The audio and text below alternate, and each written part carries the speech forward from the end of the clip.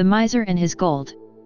The Miser and His Gold is one of Aesop's fables that deals directly with human weaknesses, in this case the wrong use of possessions. Since this is a story dealing only with humans, it allows the point to be made directly through the medium of speech rather than be surmised from the situation. It is numbered 225 in the Perry Index. The basic story concerns a miser who reduced his riches to a lump of gold, which he buried. Coming back to view it every day, he was spied on and his treasure stolen. As the man bewailed his loss, he was consoled by a neighbor that he might as well bury a stone and it would serve the same purpose for all the good his money had done him or that he had done with his money. Since versions of the fable were confined to Greek, it only began to gain greater currency during the European Renaissance.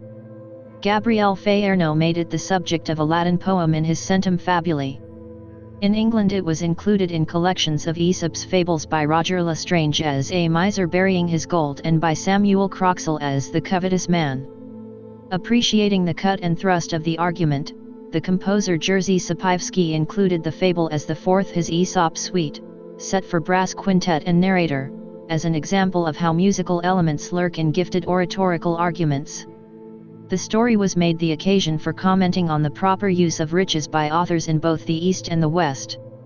In Saadi Shirazi's Boston, the Persian poet retells it as a miserly father and his prodigal son. The son spies on his father to discover where he has hidden his wealth, digs it up and substitutes a stone. When the father finds that it has all been squandered, his son declares that spending is what money is for, otherwise it is as useless as a stone.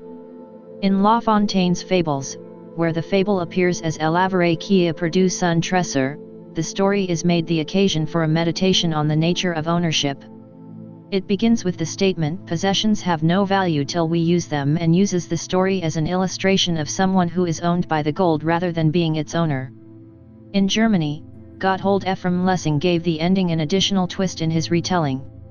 What drives the miser to distraction, in addition to his loss, is that someone else is the richer for it. Meanwhile, a parallel fable had entered European literature based upon a symmetrical two-line epigram in the Greek anthology, once ascribed to Plato but more plausibly to Statilius Flaccus. A man, intending to hang himself, discovered hidden gold and left the rope behind him. The man who had hidden the gold, not finding it, hanged himself with the noose he found in its place. The 3rd century CE Latin poet Ausonius made a 4-line version, the Tudor poet Thomas Wyatt extended this to 8 lines and the Elizabethan George Turberville to 12. Early in the 17th century, John Donne alluded to the story and reduced it to a couplet again. The longest telling and interpretation of the episode was in the 76 lines of Guillaume Girault's first book of emblems under the title Man Proposes but God Disposes. In the following century, La Fontaine added this story too to his fables as The Lengthy, The Treasure and The Two Men.